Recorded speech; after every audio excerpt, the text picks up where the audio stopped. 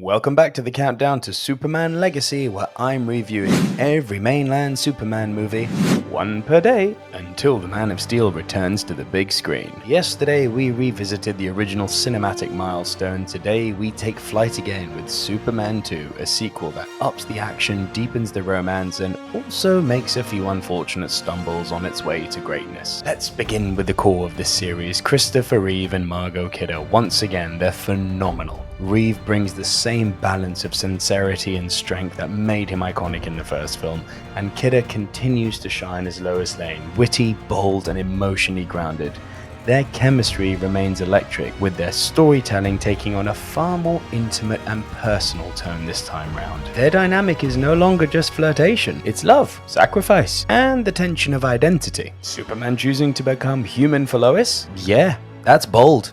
That's really bold. I'd even argue that's operatic. And for a good chunk of this film, it works beautifully. But what really sets Superman 2 apart is the introduction of General Zod, played with commanding coldness by Terrence Stamp. It's easy to see why Stamp Zod is remembered so fondly. He's poised, arrogant, and alien in the best possible way. That infamous kneel before Zod line, iconic for a reason. Stamp brings a theatrical menace that elevates every scene he's in. That said, if I'm being honest, history and nostalgia may be doing some heavy lifting here. Zod, Ursa, and Non are a little one note by modern standards. There's not really that much in the way of motivation and depth, just pure domination and destruction. But it's fun, it's big, and for the time, it's a bold escalation. Unfortunately, not everything escalates for the better, and here we must once again address the elephant in the wig, Gene Hackman's Lex Luthor.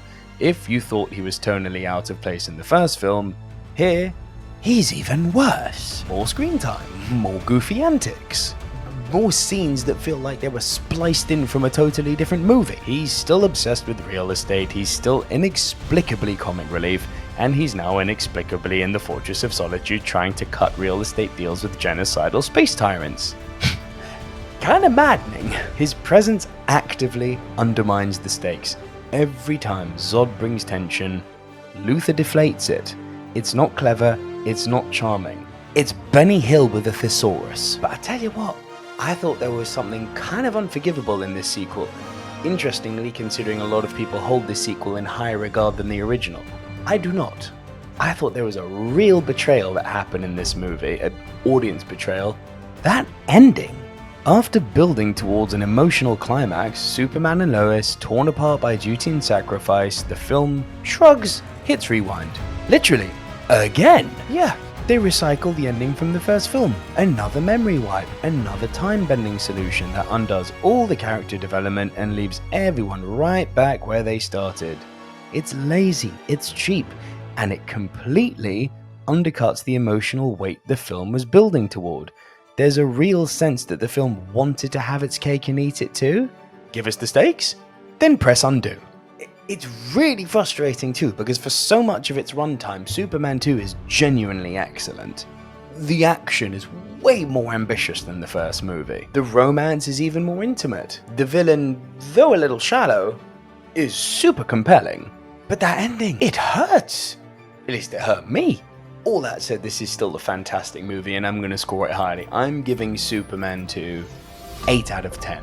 It is a great sequel until it decides not to be. It has so much going for it. A terrific returning cast, an iconic villain, and a more human story for Superman. But between Gene Hackman's cartoonish antics and the emotionally bankrupt ending, it leaves a lingering taste of a slightly missed opportunity. Still, the highs are high enough to warrant praise. It's fun, it's confident, and it carries forward the mythos of Superman with style. Be sure to join me tomorrow as I dive into Superman 3, a film that takes a sharp turn into comedy, intentional comedy this time, corporate satire, and even some Richard Pryor chaos. It's gonna be a wild one, so make sure you've hit that subscribe button and turn on the notification bell so you don't miss the next review. But until then, stay super, and I'll see you tomorrow. Bye for now.